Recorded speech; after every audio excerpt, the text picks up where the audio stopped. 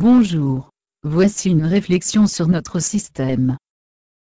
On a souvent dit qu'il était plus facile de penser la fin du monde que celle du capitalisme. Pourtant, ce système présente aujourd'hui des signes de rupture qui permettent d'en anticiper le déclin imminent. L'approfondissement des crises économiques et écologiques, le déclin probable des classes moyennes, les problèmes d'externalisation des coûts sociaux et environnementaux, sont liés au fonctionnement du capitalisme mondial.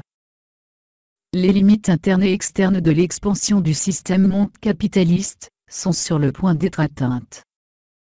Face à son déclin accéléré et multidimensionnel, il est urgent de penser sérieusement à ce qui peut et devrait lui succéder.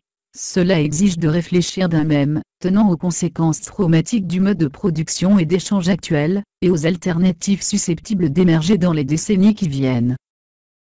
Le capitalisme, gigantesque machine à produire des richesses, voit aujourd'hui sa dynamique étouffée, la mondialisation appauvrit le monde plus qu'elle ne l'enrichit, par la pression à la baisse exercée sur les salaires, et les emplois dans les sociétés de vieille industrialisation.